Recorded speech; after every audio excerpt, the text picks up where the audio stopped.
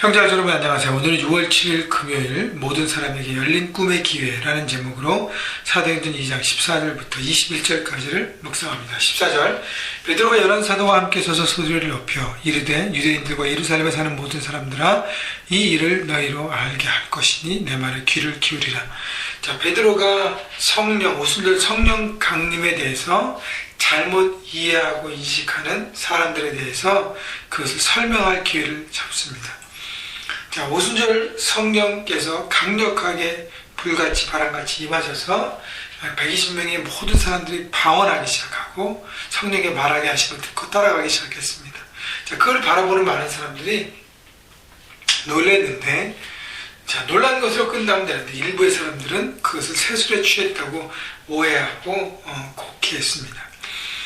자, 거기에 대해서 베드로가 이제 나서게 되는 것이죠. 이제 베드로는 리더의 모습을 우리가 볼 수 있어요.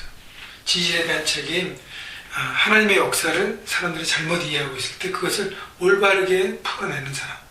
자, 그런데 베드로는요, 원래 잘 흥분하고 급한 제자였어요. 그리고 자신의 이익을 위해서 주님도 배신했습니다. 근데 예수님의 용서를 함을 받고 바뀌기 시작했어요. 그리고 성령의 충만함을 받고 이제는 능력의 종으로 바뀌었어요. 그래서 침체합니다. 물론 열정적으로 설교하고 설명하는 것은 있지만 거기에 대해서 자기 인간적으로 대응하지 않고 하나님의 말씀으로 대응합니다. 15절 때가 제3신이 너희 생각과 같이 이 사람들이 취한 것이 아니라. 자, 상식적으로 처음으로 풀어내고 있습니다. 제3신은 오전 9시를 얘기하는데 어떻게 사람이 아침 9시부터 술 먹고 취할 수가 있는가? 이 사람들이 술에 취한 것이 아니다. 너희 생각과 같이. 16절 이는 곧 선지자 요엘을 통하여 말씀하신 것이니 일렀으되 하면서 구약 요엘 선지자의 고백, 선지자의 말씀을 인용합니다.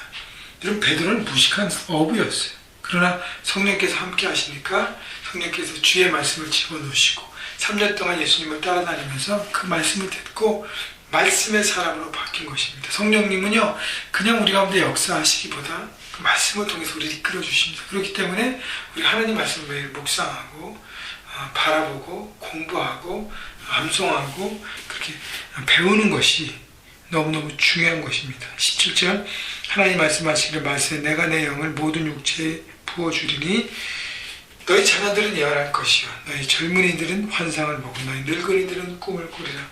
예언하고 환상을 보고 꿈을 꾼다는 것은 성령께서 임하셨을 때 내 생각에서 머무는 삶이 아니라 하나님의 마음과 생각을 품은 삶이 된다는 것이죠. 자, 그래서 구약의 말씀의 이루어짐을 베드로는 선포한 것입니다. 이것이 지금 갑자기 이런 일이 아니라 교회 선지자를 통해서 이미 선포되었고 예고되었던 일이 이 시간에 이루어진 것입니다. 하나님의 역사입니다. 하나님께서 모든 걸 하셨습니다라고 하나님의 주권을 고백하고 있는 것입니다.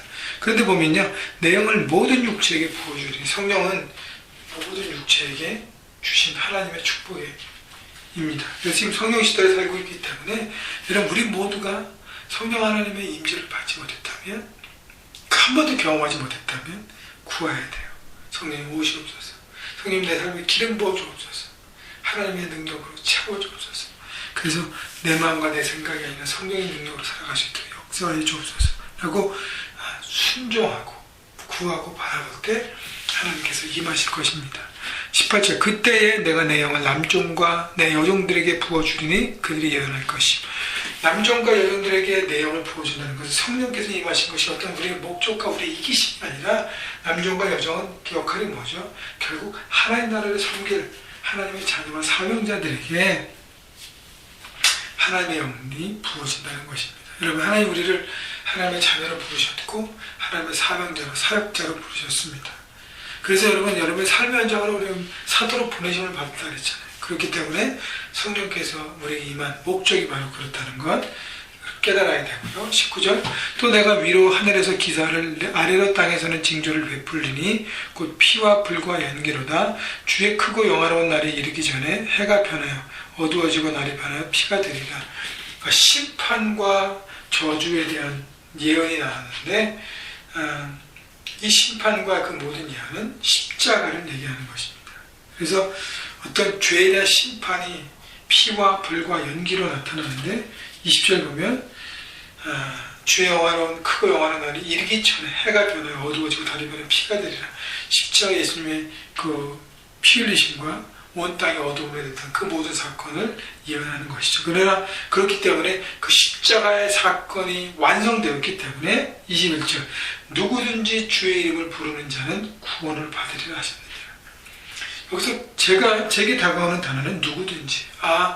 누구든지 다 구원받을 수 있는데 주님의 이름을 부르도록 우리가 소개하고 설명하고 나누고 해야겠다라는 부담감과 영적인 부담감과 사명감을 가져야 할 것입니다. 그렇게 해서 중보해야 될 거예요. 하나님, 저 형제가, 저 자매가, 저 친구가, 우리 친척들이 누구가 주님의 이름을 하나님 부르는 하나님의 자녀가 되게 하여 주옵소서. 그래서 구원받은 하나님의 자녀가 되게 하여 주옵소서. 우리가 선포하고 기도할 때 복음의 그 말씀이 심겨지고 새로워지고 변화되어서 그들의 삶이 변화될 것입니다. 여러분, 성령께서 우리에게 임하신 기운은 딱 하나예요.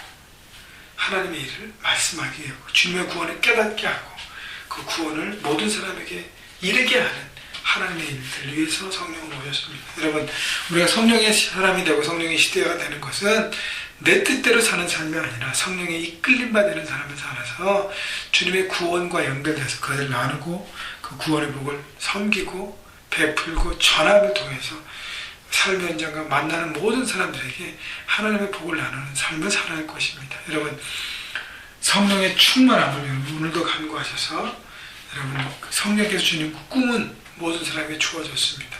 여러분도 꿈꾸시고 꿈을 나누는 여러분 모두가 되시기를 주님의 이름으로 축복합니다.